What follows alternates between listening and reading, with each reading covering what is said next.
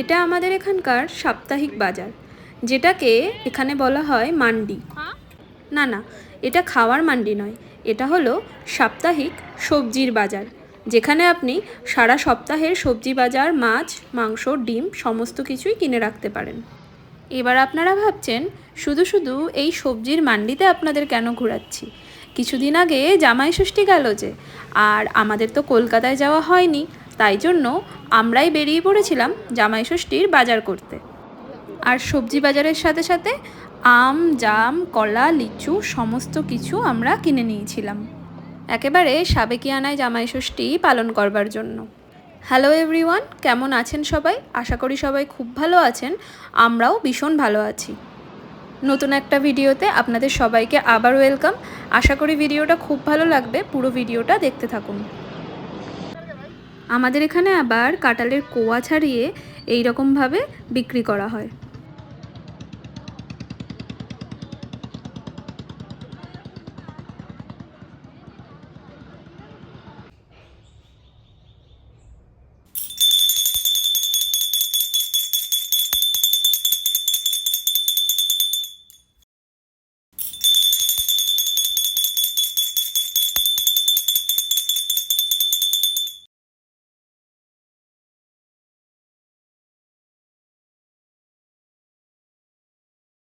দুদিন আগে জামাই ষষ্ঠী গেছে, বিয়ের পর থেকে জামাই ষষ্ঠীতে আমাদের কলকাতায় সেভাবে যাওয়া হয়ে ওঠে না। সেই জন্য আমিই চেষ্টা করি বরের জন্য কিছু রান্না করে ওর দিনটা স্পেশাল করতে। যদিও বা মায়ের মতন করে পারবো না জানি, তাও চেষ্টা করি যতটা সম্ভব। প্রতি বছরের মতো এই বছরেও ওর জন্য সামান্য আয়োজন করেছিলাম, তো কি কি বানিয়েছিলাম সেইগুলোই আপনাদের সাথে শেয়ার করব। আশা করি ভিডিওটা খুব ভালো লাগবে, তো স্কিপ না করে পুরো ভিডিওটা দেখার অনুরোধ রইল। 5 রকমের ভাজা করবার জন্য আমি প্রথমেই 5 রকমের সবজি নিয়ে কাটতে বসে পড়েছি। বেগুনগুলো যাতে সুন্দর দেখতে লাগে তাই গোল গোল করে কেটে নিয়ে মাঝখান থেকে এরকম একটু শেপ দিয়ে নিলাম। খুবই ইজি, ঠিক আমি যেরকমভাবে করছি এইভাবেই করবেন, কিন্তু হাত সাবধান। এরপর পটলের খোসা ছাড়িয়ে পটলগুলোকেও মাঝখান থেকে একটু চির দিয়ে নেব, তাতেও একটা সুন্দর শেপ আসে আর পটলের ভেতরে ভালো করে তেলটা ঢুকে যেতে পারে। হ্যাঁ, তবে পটলগুলোকে আমি মাঝখান থেকে কেটে নিইনি, গোটা গোটা অবস্থাতেই রেখে দিয়েছি। এরপরে কিছুটা ভেন্ডি নিয়ে সেগুলোকেও কেটে নিয়েছিলাম। ভেন্ডিগুলোকে আমি সবসময় একটু ত্রিকোণ শেপ করে কাটি, যাতে এর ভেতরে পোকা থাকলে সেটা বেরিয়ে যায় আর ভেন্ডিটাকেও একটু দেখতে সুন্দর লাগে। আর উচ্ছে ভাজা খেতে আমার বর ভীষণ ভালোবাসে, তাই ডালের সাথে উচ্ছে ভাজা ওর একটা মাস্ট আইটেম হিসাবে থাকে। উচ্ছেগুলোকে গোল গোল করে কেটে নিয়েছিলাম। উচ্ছে কেটে নেওয়ার পরে এর ভেতরে যে দানাগুলো থাকে যদি সেইগুলো বার করে দেওয়া হয় তাহলে খাওয়ার সময় আর দাঁতে বাঁধে না। আমি সবসময় উচ্ছে কাটলে এইভাবেই কাটি। চলুন সবজিগুলোকে ধুয়ে নিয়ে আসি। ভাজা করবার জন্য আমার আলু, ভেন্ডি, পটল, বেগুন আর উচ্ছে কাটা হয়ে গেছে। এবার এগুলোকে ভালো করে নুন আর হলুদ মাখিয়ে ভেজে নেব। সবজি ভাজার জন্য আমি সাদা তেলের ব্যবহার করেছিলাম, আর ভাজাভাজি করতে গেলে তো সবসময় তেল বেশিই লাগে। চলুন সবজিগুলোকে ভেজে নিই।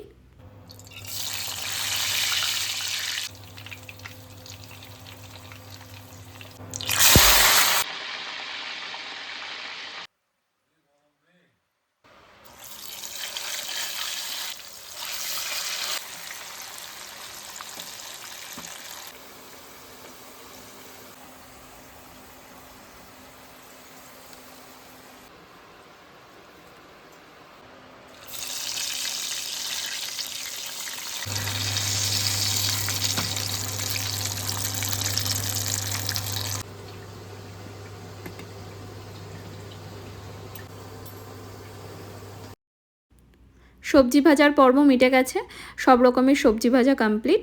এরপরে আমি মাছ বানাবো। মাছ বানানোর জন্য আমি এখানে কাতলা মাছ নিয়ে নিয়েছি। মাছগুলোকে প্রথমে ভালো করে নুন মাখিয়ে কড়াইয়ে দিয়ে দেবো তেল। তেলটা গরম হয়ে গেলে এক এক করে মাছগুলোকে তেলের মধ্যে ছেড়ে দেবো।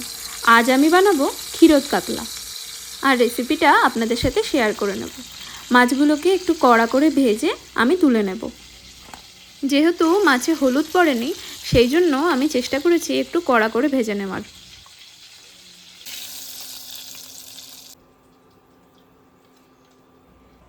এরপর তেলের মধ্যে কালো জিরে ফোড়ন দিয়ে পরিমাণ মতন কিছুটা জিরে গুঁড়ো, ধনে গুঁড়ো আর কিছুটা গোলমরিচের গুঁড়ো দিয়ে একটু ভালো করে নেড়ে চেড়ে নেব। তারপর কেটে রাখা টমেটো কুচি ওর মধ্যে দিয়ে আর একটু ভালো করে কষিয়ে নেব। সাথে কিছুটা কাঁচা লঙ্কাও আমি অ্যাড করে দেব। এদিকে মশলাটাকে একটু মিডিয়াম আঁচে আমি কষতে দিয়ে ওদিকে একটা মিশ্রণ তৈরি করে নেব।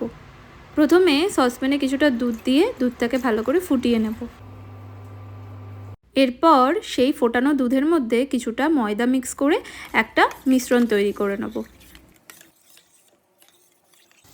মশলা দিয়ে যখন এরকমভাবে তেল ছেড়ে দেবে, তখন এই মশলার মধ্যে দুধের ওই মিশ্রণটিকে দিয়ে কিছু সময় ফুটিয়ে নেব।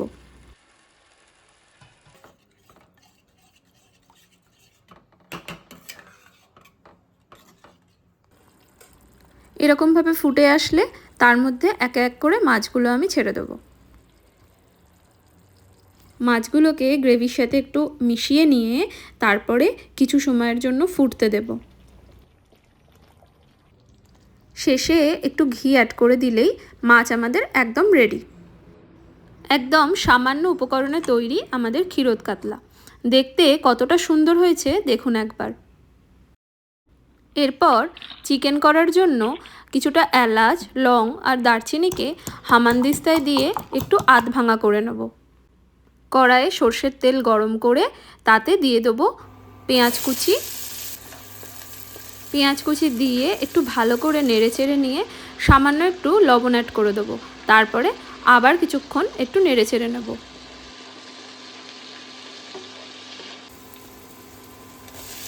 পেঁয়াজটা অল্প ভাজা হলে তাতে দিয়ে দেবো কিছুটা টমেটো কুচি দিয়ে আবারও একটু কষিয়ে নেব।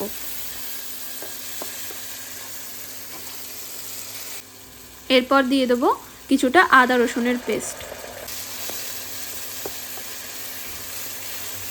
এরপর নিত্যদিনের মশলা যেরকম হলুদ গুঁড়ো, জিরে গুঁড়ো, ধনে গুঁড়ো, গোলমরিচ গুঁড়ো আর কিছুটা লঙ্কার গুঁড়ো দিয়ে আরও একটু ভালো করে মশলাটাকে কষিয়ে নেব। মশলা ভালো করে কষানো হয়ে গেলে ধুয়ে পরিষ্কার করে রাখা চিকেনগুলো আমি মশলার মধ্যে অ্যাড করে দেবো।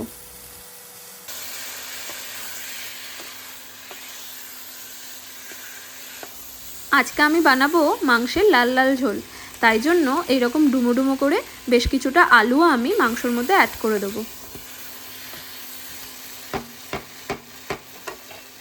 এরপর কিছুক্ষণ ঢাকা দিয়ে আমি আলুগুলো যাতে একটু সেদ্ধ হয়ে যায় সেই জন্য রেখে দেবো। তারপরে টক দই মিশিয়ে নিয়ে আরেকটু ভালো করে কষিয়ে নেব।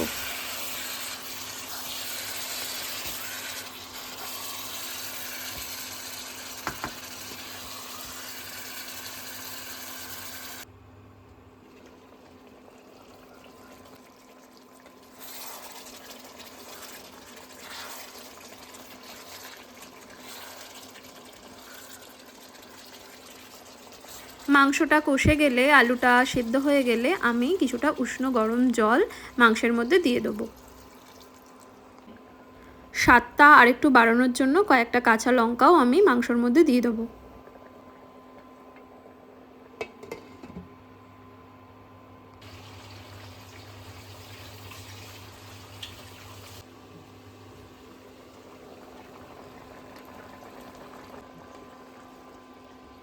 এইভাবে ঢাকা চাপা দিয়ে বেশ কিছুক্ষণ ধরে একেবারে মাংস আমাদের রেডি হয়ে গেছে। শেষে কিছুটা গরম মশলা আর কিছুটা ঘি অ্যাড করে আমি মাংস রান্না শেষ করব। মাংসের লাল লাল ঝোল আমাদের তৈরি হয়ে গেছে। এরপরে এটা একটা পাত্রে তুলে নেব। এই রকম সহজ উপায়ে আপনারাও বাড়িতে মাংসের ঝোল বানিয়ে দেখবেন, খেতে অসাধারণ লাগে। আর এই রকম মুরগির মাংসতে আমি কখনোই আলু ভেজে ইউজ করি না, ডিরেক্ট মশলায় কষিয়ে নিই। আপনারা চাইলে ভেজেও নিতে পারেন। আমি বানিয়েছিলাম ভেজ ডাল, সেই জন্য একটু শুকনো খোলায় কিছুটা মুগ ডাল দিয়ে প্রথমেই একটু নাড়িয়ে চাড়িয়ে নিয়েছিলাম। এরপর ডালটাকে ভালো করে ধুয়ে সেদ্ধ করতে বসিয়ে দিয়েছিলাম। মা বলেন যে কোনো ডাল বানানোর সময় এই যে ডালের উপরে সাদা সাদা এই ফেনাটা, এইটাকে ফেলে দিলে ডালটা আরও ভালো পরিষ্কার হয় আর সেদ্ধ আরও ভালো হয়। তাই মুগ বা মুসুর ডাল বানালে আমি ওই প্রসেসটা সবসময়ের জন্যই ফলো করি। এরপরে ডালটা ভালো করে সেদ্ধ হয়ে গেলে তাতে আমি এই কেটে রাখা সবজিগুলো দিয়ে দেবো। আমি অল্প গাজর, বিনস, মটরশুঁটি আর কয়েকটা ফুলকপি কেটে নিয়েছিলাম। ভেজ ডালে আপনি চাইলে আরও অনেক সবজি ব্যবহার করতে পারেন। আমার কাছে এগুলো অ্যাভেলেবেল ছিল, তো আমি এগুলোই দিয়ে দিয়েছিলাম।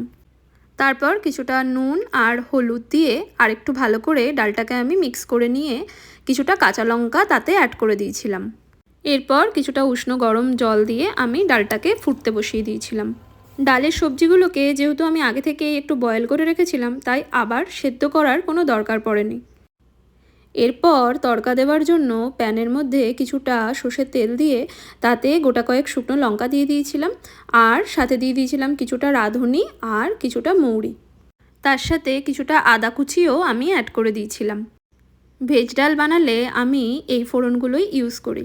তড়কাটা ভালো মতন রেডি হয়ে গেলে ফুটিয়ে রাখা ডালের মধ্যে আমি তড়কাটাকে দিয়ে দিয়েছিলাম।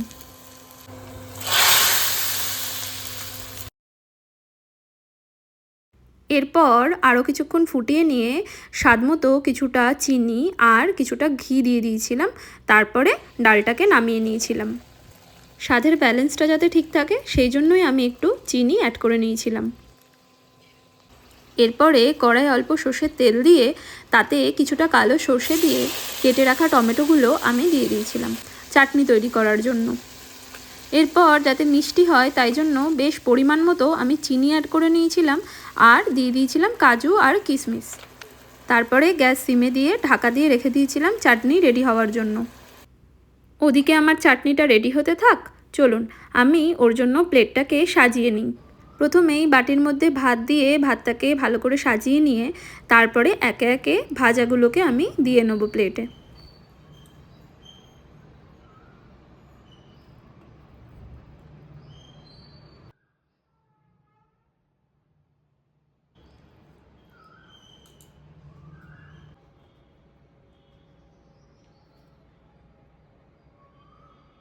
এরপর একে একে ডাল, সবজি, মাছ, মাংস সব কিছু দিয়ে দেবো সাজিয়ে। আলু পোস্তটা আমি আগেই বানিয়ে নিয়েছিলাম, তাই আলু পোস্ত রেসিপিটা আর শেয়ার করা হয়নি। চাটনির সাথে খাওয়ার জন্য একটু পাঁপড় সেঁকে নিয়েছিলাম। আমাদের এখানে এই মশলা পাঁপড়টা খুব ভালো পাওয়া যায়, এটা একটু আগুনে সেঁকে নিলেই খুব সুন্দর খেতে হয়। আর কিছুটা স্যালাডও কেটে নিয়েছিলাম আর একটু মিষ্টি আর একটা আইসক্রিম দিয়ে ওর দুপুরবেলার লাঞ্চের প্লেটটা আমি রেডি করে দিয়েছিলাম। কেমন হয়েছে দেখতে লাঞ্চের প্লেটটা আর সাজানোটা কীরকম হয়েছে অবশ্যই কমেন্ট করে জানাবেন কিন্তু। ওর জন্য লাঞ্চের প্লেট সাজানো আমার একেবারে রেডি হয়ে গেছে। এবার যাই ওকে ডেকে নিয়ে আসি, ওই খেয়ে বলুক কীরকম হয়েছে। মায়ের মতন করে হয়তো পারবো না, কিন্তু তবুও চেষ্টা করি যতটা সম্ভব একটু সাজিয়ে গুছিয়ে ওকে দেওয়া যায়। রান্নাগুলো আপনাদের কেমন লাগলো জানাতে ভুলবেন না কিন্তু। আর এরকম সহজ সরল উপায়ে রান্না করবার জন্য আমার চ্যানেলটাকে সাবস্ক্রাইব করবার অনুরোধ রইল।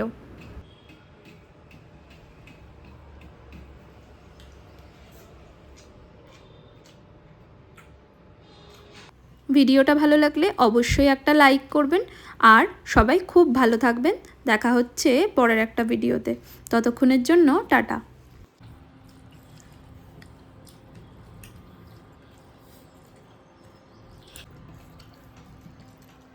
আরে মাছের ফটো ভিডিও তুলেছিলে? রেডি।